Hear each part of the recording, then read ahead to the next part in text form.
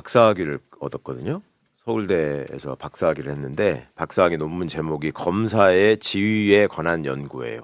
불멸의 존재인가를 한 연구였는데 박사학위 논문을 써보신 분들은 알겠지만 그 논문 쓴 사람이 이제 교수들과의 관계에서 이렇게 질문에 답변하는 디펜스 시간이 있단 말이에요. 네. 그 시간에 어떻게 어거지를 쓰고 우겨가지고 지도 교수가 도저히 내가 민망해서 여기 못 있겠다 할 정도였어요. 그러니까 원래 극단적인 소수설을 주장하는데 아주 이골이 나 있는 사람이고 상황에 따라서 논리를 바꾸는데 명수야. 그리고 이완규의 얘기는 뭐냐면 이 세상에는 그 형사사법 체계라고 하는 것이 항상 존재해야 되는데 그것은 우리나라 헌법이 검사한테 아예 애초에 처음부터 부여했던 헌법적인 권한이고 그래서 검사는 헌법기관이고 그리고 검사는 헌법기관이고 그 모든 형사사법 체계는 이 결국은 이게 군 통수권처럼 쭉 가가지고 대통령한테 모여야 되는 건데 그게 대통령이 법무부 장관을 형식적으로 거쳐서 검찰총장을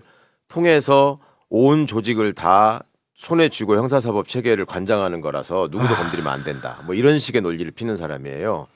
근데 이런 논리라고 하는 것이 언제나 검찰의 이익을 위해서만 정합성을 가지고 나름대로의 완결성을 가지고 작동을 한다는 게 문제지 항상. 그렇지. 그리고 어떤 상황에서든지 검찰에 요만큼이라도 어떤 개혁적인 작업이 들어가게 되면은 꼭 튀어나와가지고 저 특유의 표정과 저 거친 목소리로 꼭 이상한 소리를 해가지고 그때마다 그거를 억지를 써가지고 망가뜨리는데 늘 기여하고 그래서 제가 다이소 김기춘이라고 말씀을 드리는 거예요. 국민들은 전혀 이 사람은 안중에 없는 사람.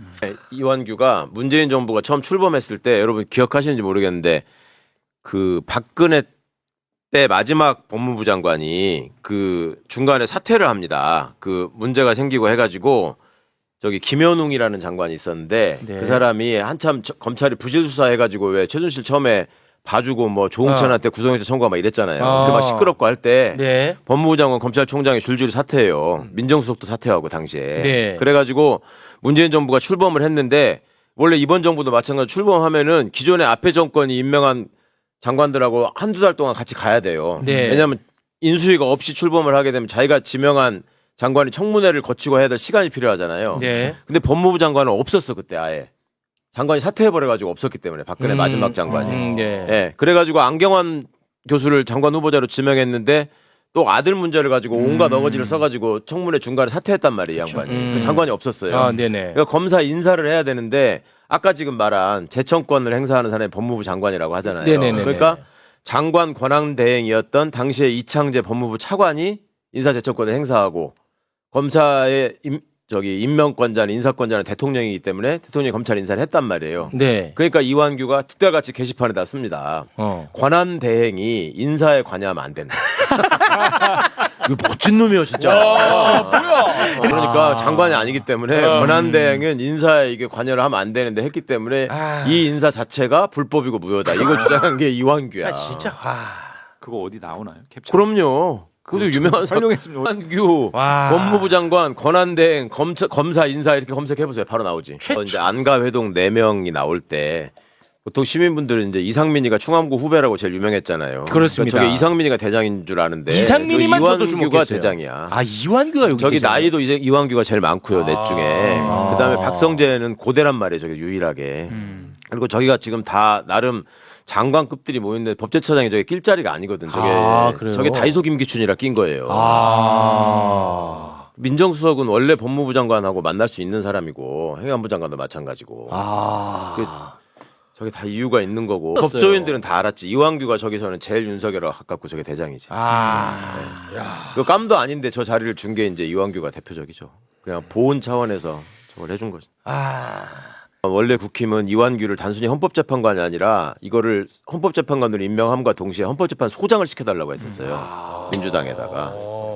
역사가 있는 얘기예요. 이게. 그리고 이완규는 저게 인천 사람인데 법제처장 되고 나서 이제 그 동네에서 뭐 축하한다고 그러고 뭐 이것도 했을 거 아니에요. 그 자기는 사실은 헌법재판관 되는 게 소원인데 이제 법제처장이 거쳐가는 자리다라는 식으로 얘기를 해가지고 있었던 사람들이 이제 경악을 하고 이완규가 헌재를 가고 싶어 하는구나. 이종석이라는 헌법재판소장이 그것도 저기 윤석열의 동기 아니었어요. 이 사람이 임기가 끝나가지고 퇴임을 한다고요. 네. 그러니까 이종석 후임을 지명을 해야 되잖아. 그 네. 대통령 몫이거든. 네. 거기에 지명한 사람이 정영식이었어. 아, 그건 정영식은 정영식 가 있었죠. 또 임명이 됐죠. 네. 그러고 나서 이제 국회목 3명이 또 나왔잖아요. 네. 그 3명 중에 민주당이 2명을 할 거냐, 1명 반을 할 거냐, 뭐 이걸 가지고 뭐 다퉜다고 하잖아요. 네. 그게 합의가 안 됐기 때문에 임명 못 한다는 게 한덕수 최상무기가 했던 얘기 아니에요. 네. 마은영 재판관을 시비를 걸어가지고. 네. 그런데 그때 국힘이 왜 이렇게 다 합의됐다고 공문까지 다 보낸 게 나왔었잖아요. 그때 우리 나왔었습니다. 다 보여드렸잖아요. 네. 그 보낸 이유가 뭐냐면 우리가 1명만 할 테니까 1명은 헌법재판소장을 시켜야 되는 사람이니까 양해해달라고 민주당에다가 계속 오퍼를 해. 아. 그게 1번으로 오퍼했던 사람이 이종석을 다시 하게 해달라. 그러니까 그거는 박찬대 원내대표이야 민주당에서 이렇게 발 같은 소리를 해라. 너네는 대통령 친구 아니면 시킬 사람이 없냐. 그러니까 두 번째로 얘기한 게 이완규를 시켜달라고 한 거야 또. 역시 대통령 친구잖아. 네. 너네는 뭐 하자는 거냐 지금.